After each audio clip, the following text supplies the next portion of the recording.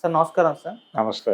Sir Janasena నేత Kiran royal వివాదంలో ఒక కీలక పరిణామం నిన్న చోటు చేసుకోవడం మనం చూసాం సార్. ఎవరైతే ఆరోపణలు చేశారో లక్ష్మి అనే మహిళని రాజస్థాన్ నుంచి పోలీసులు వచ్చి అరెస్ట్ చేశారు. అనేది చెక్ బౌన్స్ కేసు అని చెప్పేసి చెప్తున్నారు. సో ఇప్పుడు దీనిపైన కొన్ని అనుమానాలు అయితే వ్యక్తం అవుతున్నాయి సార్. అంటే రాజస్థాన్ నుంచి హుటాహుటిన ఈ టైంలో ఈమెను అరెస్ట్ చేయాల్సిన అవసరం ఏముంది? అది కూడా చెక్ బౌన్స్ కేసు. అది ఎంత పెద్ద కేసు అయితే కాదు.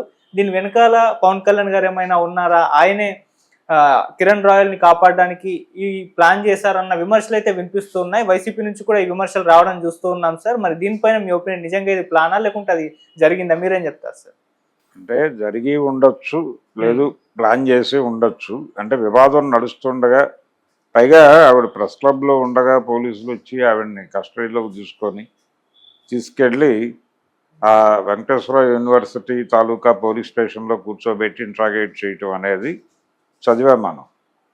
కాబట్టి ఈ టైంలోనే ఇది జరగటం అనేది ఖచ్చితంగా ఒక స్పెక్యులేషన్కి దారితీసేటువంటి పరిస్థితి ఉంటుంది.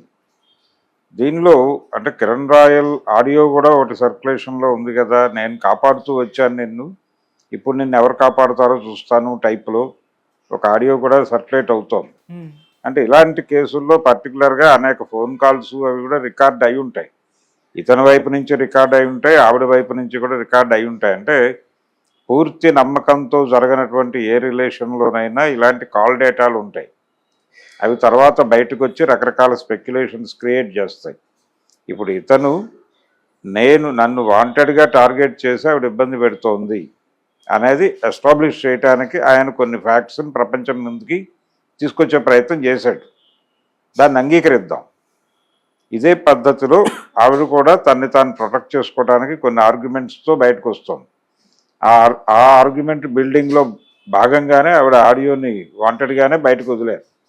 అది మేబీ మ్యాక్సిమం ఆవిడ ఫోన్ నుంచి బయటకు వచ్చినటువంటి ఆడియోయే అయి ఉండాలి. అది సర్క్యులేట్ అవుతోంది. తద్వారా ఏంటంటే ఇతన్ని ఆశ్రయించాననే చెప్తోంది ఆవిడ. ఆశ్రయం పొందాను, ఫైనల్గా నాకు నష్టం జరిగింది, ఆర్థికంగా నేను నష్టపోయాను, ఇతను ఇచ్చిన ప్రొటెక్షన్ కంటే కూడా నష్టపోయింది నాకు బాధ కలిగిస్తోంది అనేది ఆవిడ గొడవ. దానికి క్లారిఫికేషన్ లేదు. రెండోది, పార్టీ వైపు నుంచి ఆల్రెడీ అతన్ని హోల్డ్లో పెట్టారు. ఇది తేలిన తర్వాత మాట్లాడదాం అన్న పద్ధతిలో చెప్పారు. కాబట్టి ఇతని కోసం రాజస్థాన్ ప్రభుత్వంతో పవన్ కళ్యాణ్ మాట్లాడేదో చేశాడు. పవన్ కళ్యాణ్ ఇన్వాల్వ్ అయి ఉంటాడని నేను అనుకోవడం లేదు. కానీ ఈ కేసు ఆల్రెడీ అతను పర్సూ చేస్తున్నాడు కాబట్టి కిరణ్ రాయల్కే కొంత జ్ఞానం ఉండుంటుంది. ఏది, వాళ్ళని హోల్డ్ చేసిన సందర్భంగా ఎక్కడో మాట్లాడి ఉంటాడు కదా, నేను అడ్డు తప్పుకున్నాను వచ్చి చూసుకోండి అని చెప్పుండొచ్చు కదా. ఓకే, ఆ సందర్భంగా వాళ్ళు కదిలి వచ్చి తీసుకెళ్ళటం లాంటిది ఏదో జరిగి ఉంటుంది.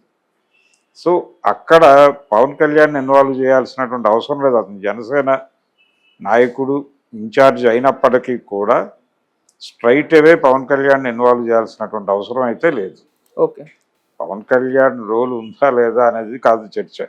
కిరణ్ రాయల్ ఎలా ఆర్గనైజ్ చేశాడు అనే దిశగా గనక ఆలోచిస్తే ఇది టోటల్గా అతని రెస్పాన్సిబిలిటీ.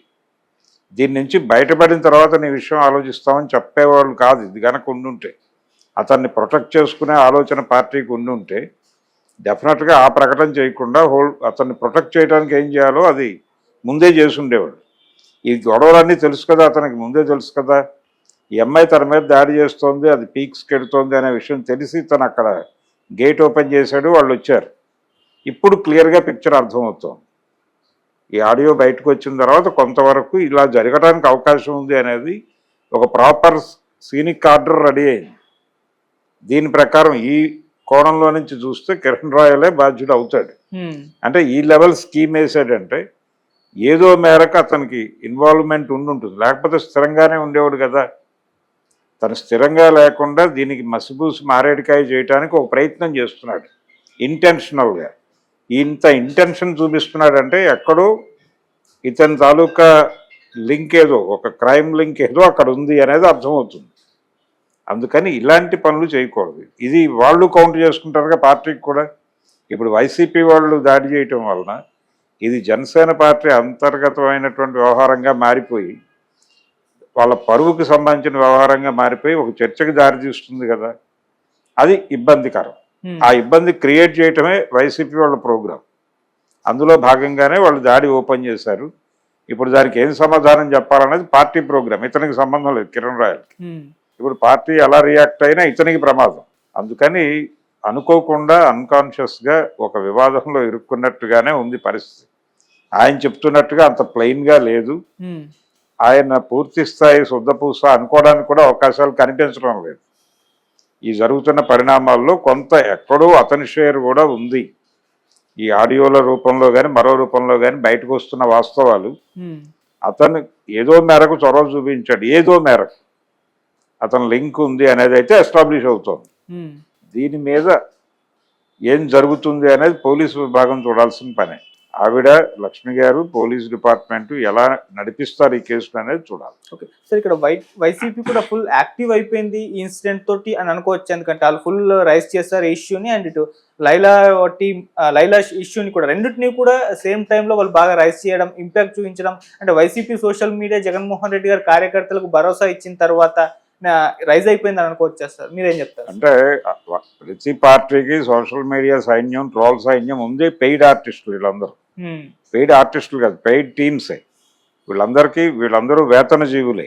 ఓకే, వీళ్ళందరికీ వేతనాలు ఇచ్చి వర్క్ ఫ్రమ్ హోమా లేకపోతే ఒక ఆర్గనైజ్డ్ ఆఫీస్ నుంచి జరుగుతుందా అనేది పక్కన పెడితే ప్రతి పార్టీకి ట్రోల్ సైన్యం కలదు. వాళ్ళు అలా గుచ్చితే అక్కడ యాక్టివిటీ మొదలైపోతుంది. వాళ్ళ రెగ్యులర్ ప్రోగ్రామే అది. రెగ్యులర్ ఎక్కడ ఏది దొరికినా దానిలోకి మనం ఎలా ప్రవేశించగలము, ఎలా కామెంట్ చేయగలము, ఆ విషయాన్ని మనకు అనుకూలంగా అవతల వాళ్ళకు ప్రతికూలంగా ఎలా మార్చగలము అనే దాని మీద ఆలోచించి ఆ నిర్ణయాన్ని ఇంప్లిమెంట్ చేయటమే వాళ్ళు చేసే కార్యక్రమం. ఓకే, అది సక్సెస్ఫుల్గా చేయగలుగుతున్నారు. వాళ్ళు చేయగలగడానికి తగినటువంటి సరుకు దొరుకుతోంది సమాజంలో. దొరికినప్పుడు చేయకపోతే నేరం అవుతుంది. చేయటం అనేది ప్రాపర్గానే ఉంది కదా, యాక్టివ్గానే ఉన్నారు, పని మీద ఉన్నారు